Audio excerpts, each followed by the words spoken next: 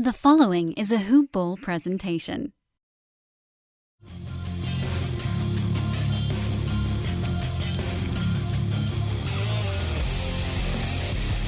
Welcome to the Fantasy NBA Today podcast.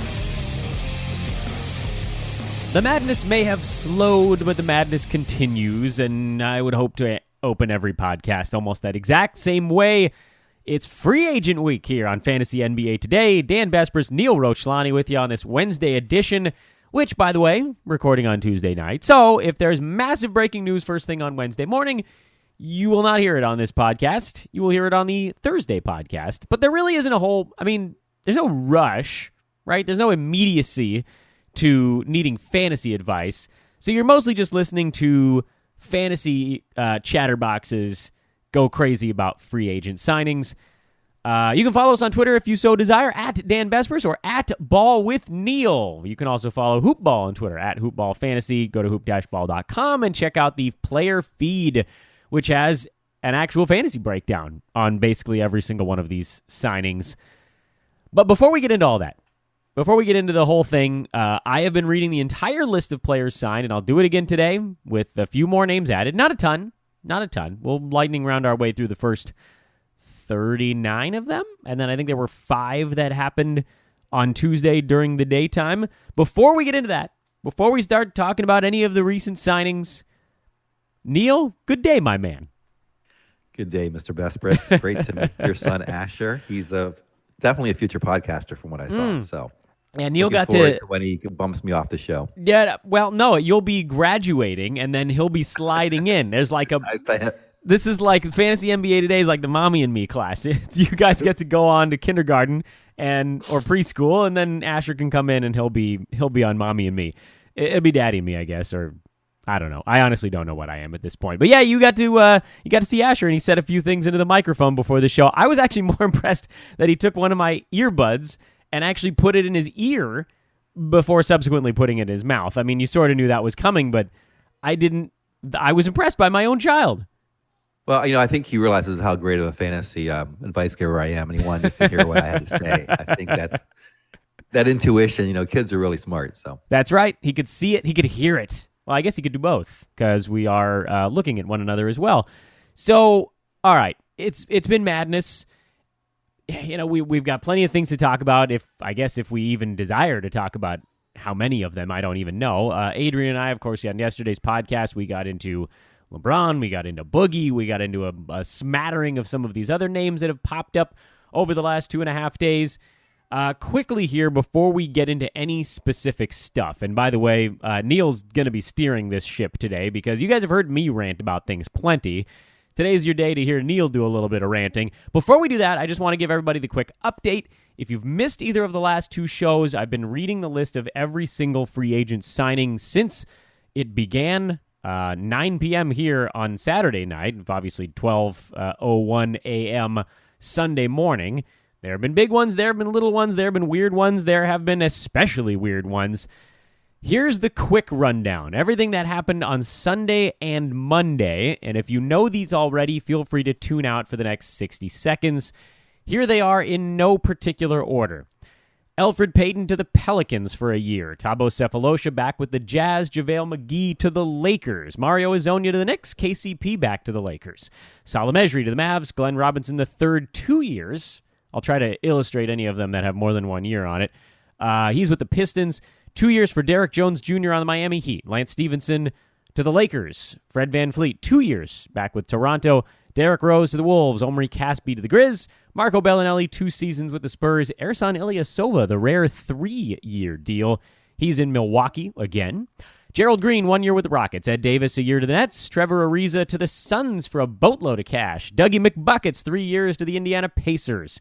Chris Paul, 4 years, Rockets. LeBron, 4 years, Lakers. Paul George, 4 years, Thunder. Will Barton, 4 years, Nuggies. Jeremy Grant, 3 years to the Thunder. Aaron Baines, 2 to the Celtics. DeAndre Jordan to the Mavs. Joe Harris, 2 years with the Nets. KD, a 1-1, I believe it is, with the Warriors. Rudy Gay, the Spurs. That was Sunday, by the way. Monday had a 10 bag. J.J. Redick to Philly. Mike Scott to the Clippers. Avery Bradley to the Clips with a year and then a team option for the second year. Boogie, $5 million, 1 year, Oakland. Julius Randle, 2 years to the Pelicans. Seth Curry, 2 years to the Blazers. Rondo to the Lakers. Calderon to the Pistons. Nerlens Noel, 2 years. Thunder. Derek Favors, 1 and I believe some options for back in Utah. And then finally, the 5 signings that occurred on Tuesday afternoon. I will slow down just a tad because it'll be the first time I have said these on air. Tyreek Evans agrees to a deal with the Indiana Pacers for something in the low teens. It sounded like it was 12 with some possible bonuses. Michael Carter-Williams got himself the veterans minute. He's headed to Houston. He's a member of the Houston Rockets. Wilson Chandler was traded to the Philadelphia 76ers for cap relief. That was a money dump, if ever there was one, because picks actually went with Wilson Chandler. Here, take this man. We'll give you picks if you just take him. Jeff Green to the Wizards, and Dante Exum, a 3-year deal. He's back with the Utah Jazz. Did I miss anything, Neil? Because I'll admit, I was not paying quite as close attention on Tuesday as I did Sunday and Monday, because now you're kind of into those last few names, and at this point, it's sort of Capella, Isaiah Thomas, and goofballs left, right? Anything else on your list that I didn't have? No, you had everything I have. Thank goodness. Yeah, I think so. I think that's all it is. I'm looking for a source. So right now it's old man Besbris for the tracking of free agents. So thank you for all your rundowns. It's really helpful for me too. And I don't want to go into Warriors rant. I mean, I'd love to go into Warriors rant. We'll go into Warriors rant. You haven't been on the pod since Friday. Because, they're a very well-run organization. They got their players. 3 of their all-stars are all draft picks, and they weren't first pick overall. Kevin Durant went there to win a championship, and he took less money, although apparently he's getting a lot of money through the technology companies. I don't know if you heard that. I saw an article on ESPN. He is now networked in with some of the biggest venture capitalists in Silicon Valley. Oh my goodness! And he has investments in up to 100 different startups. It could be anywhere from 30,000 to $1 million. So that's one reason why perhaps he went there. In addition to winning a championship. I wonder if DeMarcus Cousins is going to be the new tech-savvy genius of Silicon Valley as he goes up there. The smart money is coming on the under for that one. There's not going to be much on-court drama with the Warriors, but maybe we'll get a nice off-court drama with Cousins and Draymond Green. We'll see how that goes. So what's the rant, though? My rant is that, Adrian basically said it the best yesterday's podcast, which was the rich get richer. It's just so frustrating to see that in sports, right? Yes, it is. I think in sports, we want to see an even playing field. And in basketball, it's the one sport where an extra star makes so much more difference. It's not the same as in football or in baseball. We've seen the Yankees have several stars and still not be the favorite or not win the World Series and not expecting them to. Football, you can have a great quarterback and they could lose 12 games. It doesn't matter because of those positions are so differently. In basketball, once you get a couple superstars and then you get the third, you almost become a juggernaut at that point. And now with Cousins going there, I assume the fit's going to be fine just because the Warriors are able to fit everyone in there. They've been able to. I didn't know how Durant was going to fit, but it worked out just well. So I imagine once he's back on his feet and playing again, he'll fit in smoothly. And they're going to just roll through the league again. Can I toot my horn on the Boogie thing just for a minute? Oh, of course. Okay, so on yesterday's podcast, Adrian explained that the story that had run as of yesterday's podcast was that Boogie received no other offers besides $5 million from the Warriors. And I believe I called that baloney on air because that's what you say when you don't want to swear. I could have called it poppycock. That would have been an acceptable term to use, I think, as well. And now I believe I've been proven correct, right? It took a few hours, but Mark Stein of the New York Times got this scoop, got the inside skinny.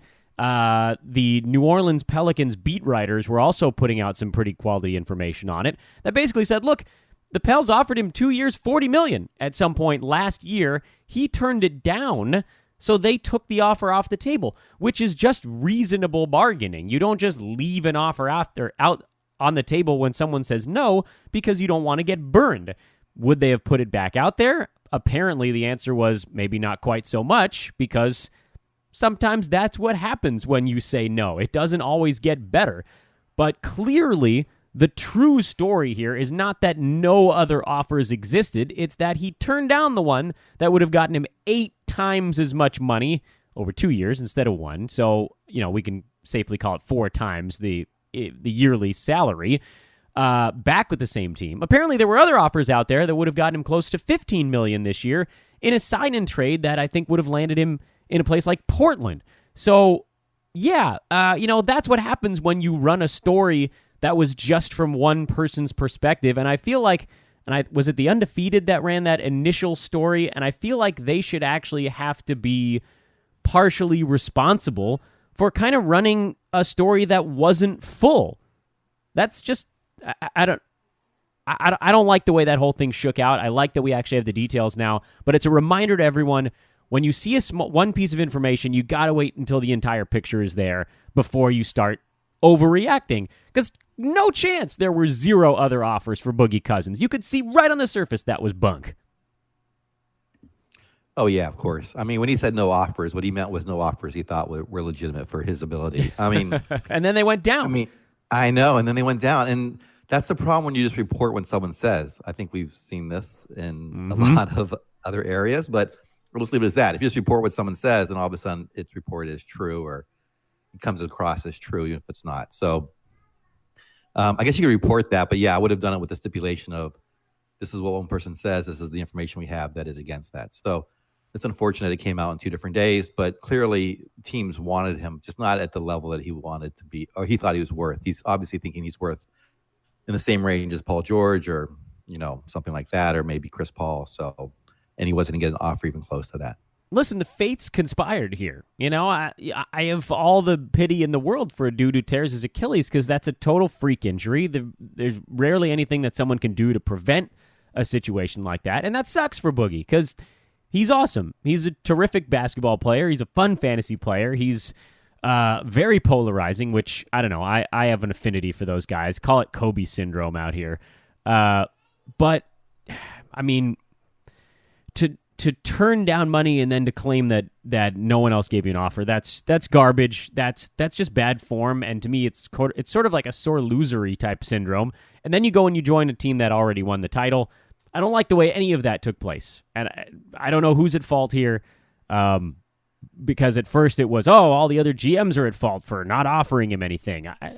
Is it the journalist who ran the story without all the info? Is it Boogie for clearly trying to paint other teams in a bad light before he could be turned into the villain in this scenario? Regardless, I've ranted enough, because I ranted on yesterday's show, but now that we know the truth, I feel like I sort of needed to put a bow on my rant, which, that's your bow. I'm done. I got to stop myself, because at the end of the day, it's still just a basketball game. Yeah, nice perspective. That's good. Perspective, making for great radio since 1942. All right, so what do you want to talk about? Besides Boogie, obviously, who's like the story right now, it's been a hell of a 2.5 days. I mean, you got all these guys. I'm sure there's another storyline that's jumped out at you, maybe something on the fantasy side that's interesting for you. You're steering us here, so just tell me where you want to go, and that's where we're headed. All right, yeah. So there are a few guys that have jumped out on fantasy side in terms of their new team, and then who they might displace in addition to their fantasy value on their new team. So I'd like to go through some of those scenarios. How does that sound to you? That sounds fine. Have at it. Yeah, and I'm even talking about like deeper league guys. So hopefully this isn't too boring. Let's do it. If they're on my list, that means I've thought about them for at least 15 seconds. Oh, good. Fair enough. What do you think Ed Davis's impact on Jared Allen is? Is that too deep? No, I'm a little bit. I admit it is something that I considered as well. Asher's working his way onto the podcast after all. That's my child screaming from the bathtub in the next room. Why isn't anybody watching this child? My wife's looking at me. No one can. No one knew. The camera that way I can watch him. Yeah, I know. I was going to turn the webcam to show my wife frantically running across the room. The kid's fine. He's just yelling because he's playing in the bathtub. So I did actually think about that a little bit, and it is slightly concerning, but I also don't think that Ed Davis is going to do a whole lot more than he did in Portland. I think they brought him in a bit of a mentorship role to come in and hustle and grab rebounds, but I would doubt he's going to play more than 20 to 23 minutes, which still leaves right around the number that Brooklyn's been sitting on for what feels like a decade now. I know it's only been like 2 years, but they play their starters 28 minutes. That's what it's been lately, and every once in a while they'll just shove them a little bit higher, and in those moments, life is grand. But, they're not trying to win the championship next year, so there's sort of no reason to push Jarrett Allen into a 35-minute role. I think he's going to be the starter. I think you're going to see a decent amount of, what do they call him, the boss? Is that Ed Davis's nickname? It's either boss or boss man. Either way, it's awesome. So some impact. Minimal. No more than any of the randos had on Jarrett Allen this year, and he should have grown a little bit from a game perspective. Yeah, I think there's going to be no impact at all. I would not worry about Jarrett Allen. Ed Davis's impact on Jarrett Allen's. I think he's just there, like you said, more as like insurance and as a backup guy and perhaps mentorship. I don't know what his leadership is like, but he's definitely not there to take over or cut into his minutes. I think he's just there to help supplement him. So I would still be as bullish on Jarrett Allen as before. I was just curious to get your take. Where do you like Jarrett Allen in terms of draft stuff? Because I haven't totally settled on him yet. I feel like there's going to be a little more Jarrett Allen hype, and that worries me in terms of where I'd be able to get him. Yeah, I think he's going to be overhyped. That's my guess. So I think he's going to be more like a third-tier center, at best. So what does that put him, like top 100? Oh, yeah, like towards like 75 to 100. Yeah, and he's probably going to get drafted towards the early part of that chunk. 75, yes, exactly. 85. I think he's going to be more like 50 to 75. Yeah. So in that range. I don't think I'm going to end up with too many shares of Jarrett Allen, which kind of sucks because he's fun, but if he's getting overdrafted, I'm not going to reach. I'm not going to reach on a guy that I don't think can really make that next leap yet. Yeah, exactly. I'm not. And plus, what I saw of him, he's definitely good, and he's going to develop into probably a pretty good player. But I'm not ready to say he's a great NBA player yet. He's still developing, and guys like that, it's hard to take in like the first 5 or 6, 7 rounds. So I would definitely not take him until later in the draft. Although I think he's going to get better hype. So yesterday on your show, I know you talked about in Brooklyn staying there. Joe Harris, you said because they paid him, perhaps they're going to. I hope. One hopes, but I don't know. Yeah, and do you think that then cuts into like LeVert and anyone else who might get? I hope so. Totally boxed out. I hope so. I like Joe Harris way more than all these guys getting this ridiculous hype. His game is way more clean. Joe Harris does a lot of things really well. He is a terrific shooter, like way better than people realize. Yeah, I would love to see him get like 32 minutes a night, and I hope you're right that he does that. I think he can be a solid fantasy player if he gets that. So it's tough to know. Closer to that. It's tough to know, though, right? Like, what is our expectation in terms of what he could get to? Ended up averaging 25 minutes a game this most recent season, 10.8 points, 3.3 rebounds, basically no defensive stats, but 2 3-pointers on 42% from downtown, and he shot 49% from the field overall.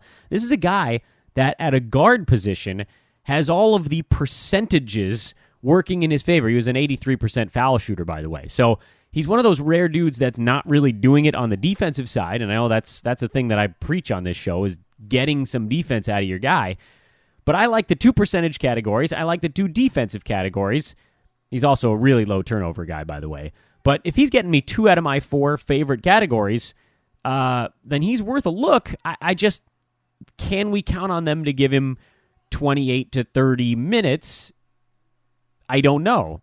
Another 10 to 20% bump in his production, and he's a hell of a fantasy player. Yeah, exactly. We'll have to see where he goes with minutes. That's going to be really hard to predict with their. Sometimes you can tell with preseason rotations if a guy's going to get solid minutes, but the Nets, I think, are still in that let's play as many players as possible and see who we want going forward. Maybe Harris has already made that cut. I still don't know. I bet he gets underdrafted. He's such an unassuming guy. It was Joe Harris. That's like Joe Harris. That's the name of your banker, right? More like an accountant, but yeah. Yeah, I was going to say like an accountant. Joe Harris. That's not a basketball name. So I feel like there is going to be, I really honestly believe that there's going to be some bias because he has such a bland milquetoast name. And nobody really knows his game, and everybody's been hidden in Brooklyn with the exception of D'Angelo Russell. I think that he's a guy that could end up being a draft night steal, even though he just signed this contract. But I don't think people are going to realize or do realize even right now how good this young player actually is. There's very little data on him when he plays enough minutes to be successful, but when he does, it's been awesome. So he's a guy that I'm kind of can I call it this is like this is a very dumb story, so I'm not even going to bother telling it, but my uncle once used the term almost a semi-lock about a ball game that he had a bet on. So I feel like Joe Harris is almost a semi-lock for decent fantasy value and a late draft grab, and I think he's going to be a guy that slips because he has a super unfun game and name, and nobody's heard of him. So I like it. I like Joe Harris. And by the way, I want to use this as a segue because we've been talking about Ed Davis and how, dude, Portland was mad. The city of Portland was mad that they did not keep Ed Davis, but they brought in Seth Curry on a 2-year deal. I think that's a fantastic get for Portland. Yeah, well, I had so many comments on Brooklyn. Let's go to Portland though. No, finish up with Brooklyn. I want to hear both. Well, first of all, was it you said your uncle? I mean, he's the most modest gambler ever. He used semi-lock instead of like almost a semi-lock. He doesn't millennium. So it was a game that was already happening. It was in the third quarter, and his bet was in the money by a decent amount. And he referred to it as almost a semi-lock because he wanted to do everything in his power not to jinx the wager. So we've been using that line now for the last 14 years since he said it. And now I managed to get it on a podcast, so I feel pretty good about that. Shout out to Robert Kaland for almost a semi-lock. Yeah, and just to echo what you said about Brooklyn and Joe Harris's name, he is going to be like the fourth name guard on the team behind Lynn, Russell, Dinwiddie. Like those names are definitely much bigger right now than he is. So he won't get much traction in terms of name recognition. But he's going to outplay those dudes. He's going to outplay those dudes. Possibly all of them. Yeah, he very well could. Portland, Seth Curry. I love that. I love that signing. You think he's going to start? No, but I think he's going to play. Okay. I think he's going to play. I think he's going to play more than Shabazz Napier did. I know that Portland's pretty loaded with two superstars in the backcourt who play very heavy minutes, but with as small as the NBA is going, you'll see maybe some CJ McCollum sliding to the 3 if they absolutely positively must. I think Seth Curry does play enough this year to have fantasy value. I think he's going to be a better real-life signing for the Blazers than fantasy value for us, just because of opportunity. I don't know that there's going to be enough opportunity for him to get over the hump, but he's another very high-efficiency guard, kind of like Joe Harris, actually, where he shoots well from downtown, he shoots well from inside the arc. Offensively, he is much better than people realize because he has at times been kind of buried on the Mavs and didn't play any games last year. He's like a last round pick for me though, because there aren't going to be enough shots for him in an offense dominated by Lillard and McCollum. Yeah, I'm not really big on him for fantasy this year. I think he's going to be a much better reality player, as you said. I'm worried about his minutes. I know they may run 3-guard lineups out there and get him plenty of time. I just don't think he's going to be a high usage guy on that team when he's with McCollum and Lillard out there. And if one of those guys gets injured, certainly I would definitely pick him up. And maybe as a last round pick, perhaps. But I like it much more for real basketball than fantasy. Yep. So I'm probably going to stay away from him. Just by the way, want to remind everybody very quickly here, and then Neil, you're taking us to our next destination. Seth Curry, 2 seasons back, not this most recent one, which obviously he didn't play, when he finally had a legitimate role on an NBA team with the Dallas Mavericks, 13 points per game on 48% from the field and 42.5% from downtown, 85% free throw shooter, and 1.1 steals per game in 29 minutes. So this is a guy that has fantasy potential, but he was taking 10 shots on that Mavericks team in 29 minutes. I don't know how he can eclipse that number on a team that has Lillard, McCollum, and Yusuf Nurkic, who, let's not forget, he's a bit of a black hole when he gets the ball anywhere near the paint. It's going up or he's going to clang it off his stone fists out of bounds. The upside for Seth Curry's fantasy game is pretty well capped, but I think this is a move that makes the Blazers as a team better. It gives them another guy on offense. It forces teams to respect one more guy because, let's face it, guys like Evan Turner, they weren't moving the needle for this team. And I know Mo Harkless had a short stretch where he was really good, but he's been wildly injury prone. Al-Farouq Aminu, he's a front court guy, but he's not creating his own stuff. They needed someone who could create, and this is it. That's a big get for them on a relatively affordable deal. So good for the Blazers, good for their team, but not much of a positive fantasy outlook. Okay, I'm done. Oh, very good. The next place I want to go is to the Motor City of Detroit with the signing of Glenn Robinson III. I am wondering if they've given up on Stanley Johnson and Glenn Robinson might become the starting 3 up there and actually produce some fantasy stats. I'm looking at his season totals before with Indiana, and he was supposed to have there was a lot of self-promotion last year coming into the season that he was going to have a breakout year, and then he got injured and never really had a chance to play this season in Indiana. So I'm curious to see what his role is going to be in Detroit, because I think he could be a late round pick that might actually pan out. I'm probably going to dodge all of those guys in Detroit. Okay. And some of it is just sort of having a new coach, new system. It's tough to know who's going to actually be on the floor beyond Reggie Jackson, Blake Griffin, and Andre Drummond. Who's going to actually soak up the rest of those minutes? Like you said, I mean, is it Stanley Johnson? Is it newly acquired Glenn Robinson III? I don't know.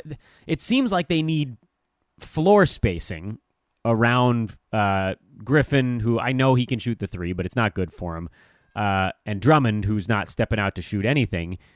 I'm confused, really, how the Pistons are going to approach this thing. I'm very confused. They have a strange roster that Dwayne Casey inherited. I know he's sort of embraced this new NBA thing, but is there any universe where a 4th or 5th option on that team actually has fantasy value? Without defensive stats, I don't know.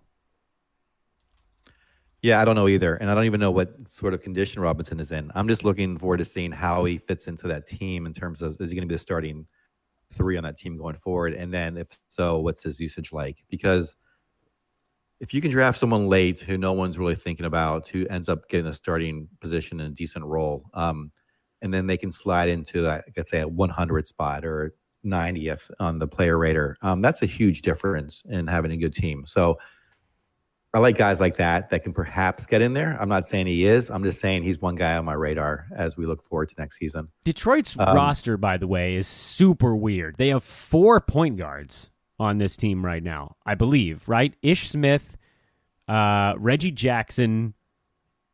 They have recently acquired Jose Calderon, and then, all right, maybe 3. I think there's a 4th one, but I'm forgetting him. They have Stanley Johnson as a wing. They have Luke Kennard, who was playing, I think, some shooting guard, some small forward, a little bit of. They have Reggie Bullock, who actually played pretty well towards the end of last year. Eric Moreland, who was playing well at the very end. Henry Ellenson, I think he's a power forward in the modern NBA. John Lure, is he alive even? What happened to John Lure? Put out an APB. Where the hell is John Lure? I don't trust any of these guys. Stanley Johnson has a terrible track record of producing for more than 2 games in a row. The closest one of any of them to producing was Bullock somehow. Reggie Bullock actually played pretty well down the stretch. So did Anthony Tolliver when all the big guys were out. I don't think I'm drafting anybody on the Pistons outside of maybe Andre Drummond, and he'll probably be overdrafted this year. Interesting. Yeah, I think Bullock is worth a look too, as if he gets the starting shooting guard position. He started to look pretty solid towards the end of the year. I was trying to see some of his lines, but having a little connection issues. I So I might actually put him in my sleepers as well, Bullock. So I do like him. There you go. What's that? He found his way into the sleeper category. I liked his games at the end of last year. I don't like using buzzwords, so I should probably just say as a late round pick. No, you have to. You got to use the buzzwords, man. There's no way around it. We're in a business here where we need to generate listens, and so even if we don't like saying it, we still have to say it. But by the way, Bullock had some games in there where he played really well. Final month and a half of the season, he had a 20-point game mixed in there. He had a handful of 20-point games. In fact, if you go even all the way back to like December, January, it's not bad, right? A lot of 3-pointers on pretty good percentage. They're going to need someone like that on the floor. So, yeah, maybe. I don't know. I'm still, at least right now, I'm on the gonna dodge them all side of the fence. So that could change between now and opening day. Maybe we hear more from Dwayne Casey about who's playing where. Maybe we figure out who earned the starting job. That could play a role in it. They still have Langston Gadaway on that team also, by the way. Forgot about him. I don't know. I wipe my hands of the Pistons' wings, at least for the time being. Yeah, fair enough. I mean, it's hard to know who's going to play there. They're kind of like Brooklyn a little bit, and who's really going to get the minutes and who can produce, especially when you have other high-usage guys in that sense. Okay, so great call on Hazonia at the New York Knicks. Hey, that one. Yeah. That is definitely it definitely beats my 30-year-old Bielitsa prediction. Hazonia is looking like he could be the Michael Beasley of next year. There it is. 30 minutes. You heard it here, ladies and gentlemen. At Ball with Neil. Please add him on Twitter. You heard it here. Mario Hazonia, Michael Beasley, 2018-2019 edition. It's what everybody wants to be called in the NBA, but nobody has the stones to come out and say it. Sorry, go ahead. No, I was going to say he could produce like a lot of popcorn stats next year. So, he has great athleticism, and he just loves to take over the offense. So I am very curious to see how he's going to fit in there. Do you worry, though, he might get too much buzz, or do you think people forgot about him? Oh, they're going to forget about him. I have all the confidence in the world that everyone has already forgotten about Mario Hazonia. He took basically what seemed like didn't this seem like a pretty low salary for a dude that actually did flash some pretty snazzy potential at times in Orlando? I thought he'd be able to garner at least a second year on a contract. The fact that nobody was willing to go 2 years on a dude that's still pretty damn young. What is he? He's 23. He's younger even than I realized. When he had the opportunity this year, he finally seized it. And it's been a couple of years in the making, but boy, he had a run where he was putting up serious defensive stats, especially steals, monster steals totals for this dude. And there's room. There's room for him to actually get some playing time in New York. They're trying to move veterans. They're trying to move Courtney Lee so that they can have cap space to re-sign Porzingis after this coming season. They did bring back Enes Kanter, which obviously takes care of the front court. But when you look at the Knicks' backcourt, they've got this host of crummy point guards. I don't know who the hell is going to move out in front in that battle.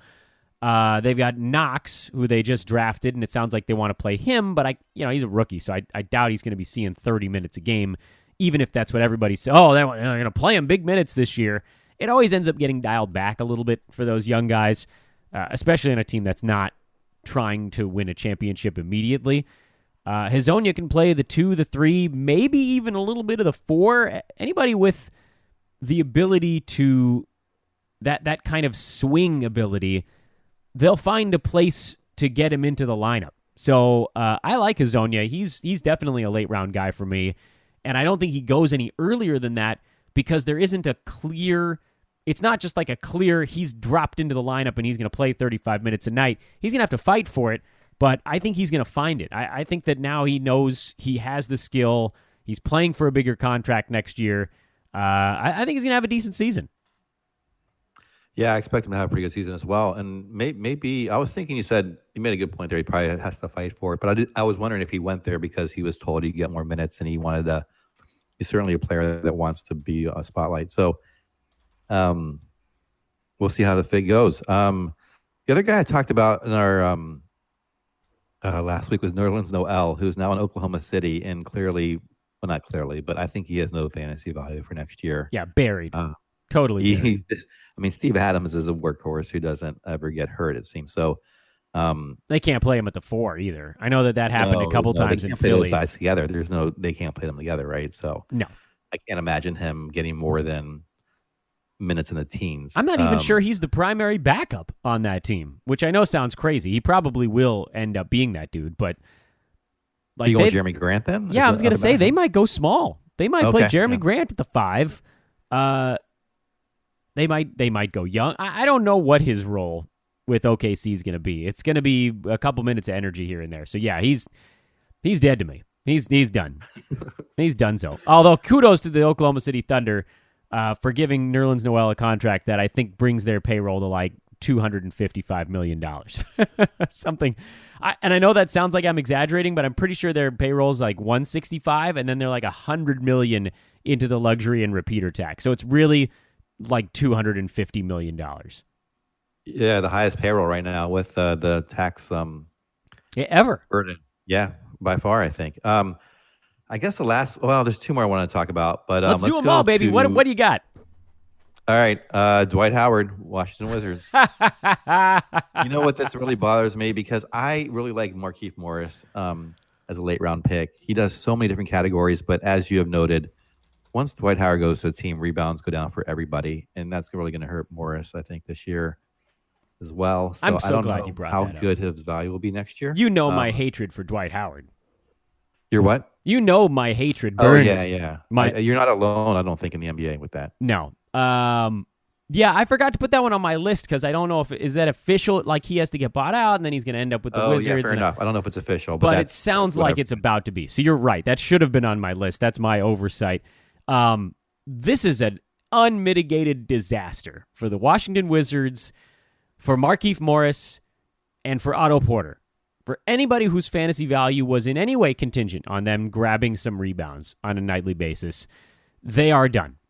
For anybody who counted on getting to the rim in space, it's going to hurt them.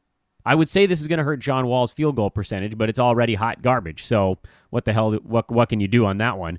But it's going to clog the lane. Easy buckets for everybody else are now going to be harder to come by because you're going to have Dwight calling for the ball in the post so that he can dribble twice, and throw up a goofy lefty runner like he always does. But you know what? Why not? Because this Wizards team was already a total disaster on the offensive end. They really did, and I'll sort of eat my hat on this one. I thought that this team, the Wizards, played better without John Wall because of a bit of an injured star theory. But I think they played better without John Wall because it just eliminated one of the 2 guys that's a ball stopper on that team. And it looks like, and this is, like fuzzy math 101, it seems like teams can overcome 1 ball stopper, but not 2 in the modern NBA. And so when Wall went down, the ball moved, and Otto Porter was awesome, and Markieff Morris was awesome, and they won a bunch of games. That doesn't necessarily work in the playoffs. That they needed Wall back to even compete in the postseason. But why the hell not? Throw Dwight Howard in the mix. Throw another guy in there that wants to stop the ball in the post. They've already got 2. Make it 3. My love for Otto Porter will not, by the way, overcome this. I love Otto Porter so much, but this is going to knock him way down for me. He's just going to keep getting squeezed out because he's not a super aggressive dude, and that sucks because I loved stealing him around pick 40 last year and then knowing I was going to get a top 25 guy. That's really that's terrible. I'm very upset about this signing for my boy Otto. But as far as the Wizards go, I chuckle a little bit because this is the exact opposite of what they needed. And they also have Austin Rivers, which would be interesting too, right? Woohoo! I don't know what the hell they're doing in Washington. They're so close to so frustrating. If you put a floor spacing center on that team, you'd have a little something brewing because then you'd have basically 5 guys that could spread the floor. That would create a lot of situations on defense for other clubs. Or if you get a really good pick and roll center on that team, like a Clint Capella type that could run it with Wall or Beal or Porter. Otto Porter is actually better in the pick and roll than people realize. And instead, they bring in Dwight Howard because Marcin Gortat, if you're going to go to the middle 2000s Orlando Magic, well, Gortat wasn't good enough, so now they got to go get Dwight Howard, who has in his career more than one time refused to run the high pick and roll. This whole thing is so stupid. And Austin Rivers, I don't even know where he fits in. Is he even going to play? Is Kelly Oubre still on that team? I don't know what they're doing. These moves are back ass words. They may actually go down in wins this year. Yeah, I think it could be a good under for their total wins. We'll see. The last one I want to talk about is still laughing at Dwight Howard. I'm sorry. What's that? I'm still laughing about Dwight Howard on the Wizards. What's the last one? I'm sorry. Oh, the last one's going to talk about the Randall move to New Orleans and how that affects your favorate player. Don't tell me. No, I don't even want to. I'm too sad. Oh, okay, never mind. We can no, go somewhere else. I mean, I'm not going to overblow it. I do think that other people might though, which could end up being a good thing because, no Boogie. So that's not a situation that needs to be dealt with. Anthony Davis is obviously the mega high usage guy. I think there's going to have to be some staggering. You might see, they might even go huge and play Nico at the 3. I doubt it though. He's probably a little bit too slow for that. It cuts into him a little bit, but I still think you're going to see a lot of Nico on the floor with AD. That's a better pairing because Julius Randle is very rim heavy in everything that he does. I like Julius Randle. I like his game. But he's a tough guy to run out there with someone else that wants to operate near the bucket. He can't. He really never gets farther away than the mid post, even in his time with the Lakers. He wasn't farther away. When Brandon Ingram wanted to get to the rim, they'd run an ISO and move Julius out to the mid post, and that was about as much space as they could create.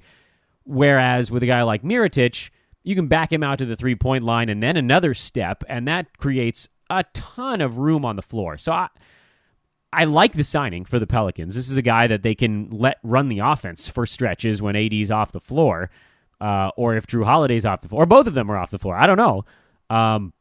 I do think that Nico's still going to be okay. Maybe a little hit, but perhaps not quite as large a hit as other people might expect. He's going to get a bump down in my rankings as I go into this thing. He's not really he's not the sleeper that he was last year because he had a big season. I'm pretty curious to see where he gets drafted. I think people are going to undervalue what he did last season because of the face punching more than anything else.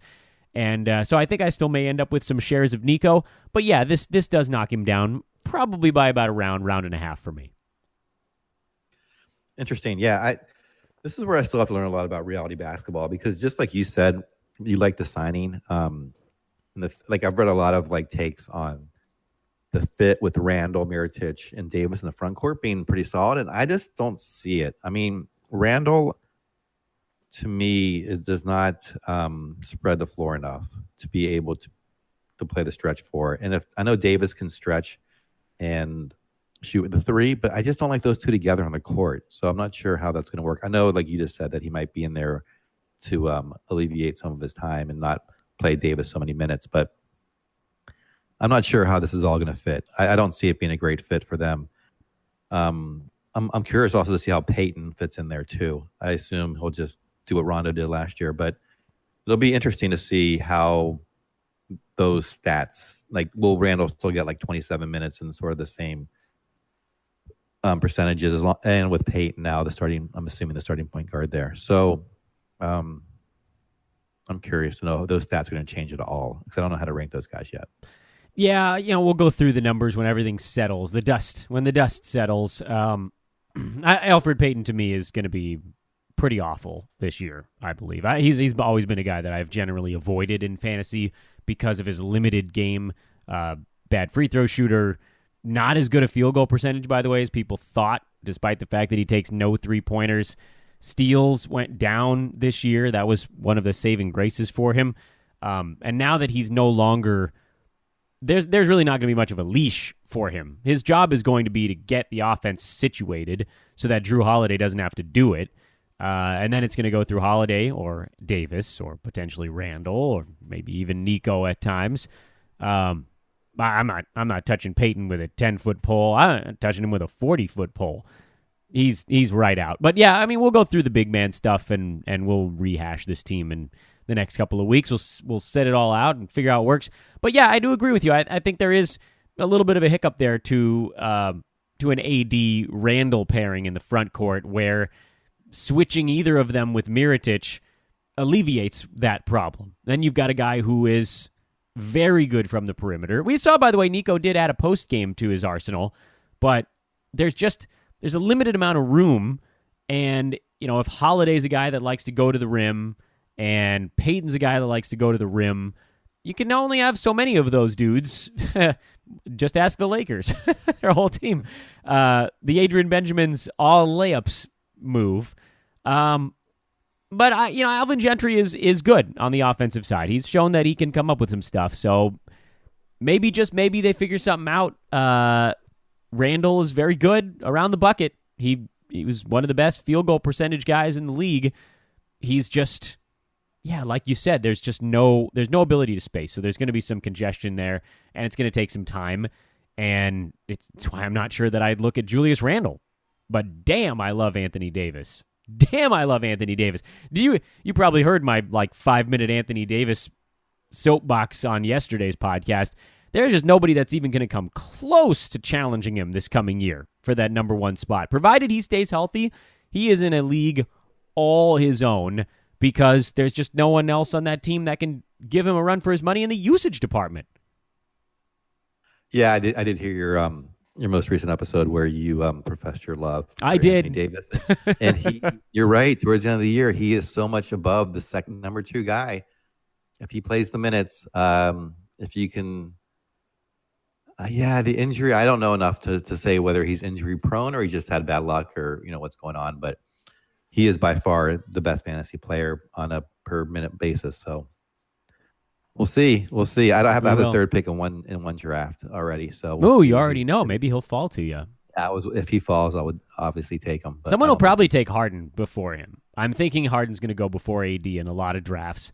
There is, I know you're an 8-cat guy, so perhaps there's, you've got that going for you as well. But I think even in 9-cat leagues, there is a perception that Harden had a better year than Anthony Davis, and it's the other way around, and it's not close. And I don't know why that perception exists. AD played 3 more games than James Harden, by the way, at a better fantasy clip than James Harden. But that exists. It does. I can't put my finger on why. Maybe because Harden won the MVP. The Rockets had the highest win total. That's my best guess. But it's just not even close. AD's final season value was like 1.5 James Harden's.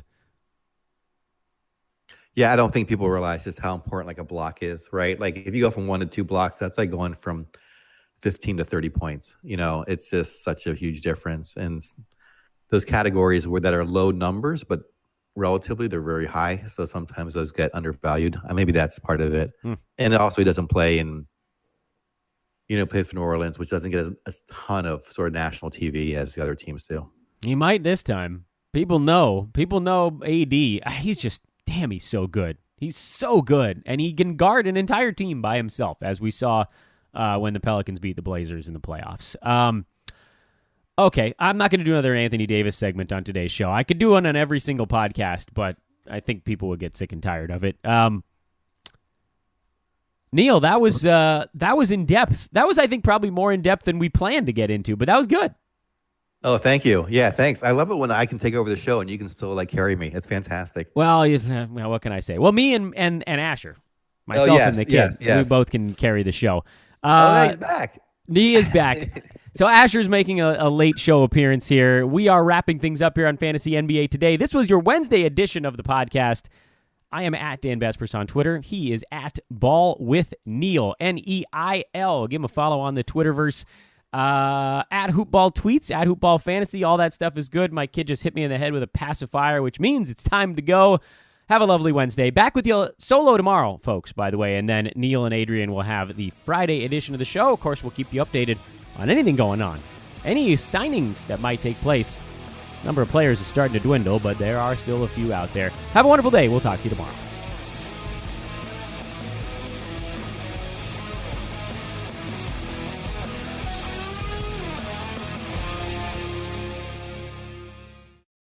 This has been a Hoop Ball presentation.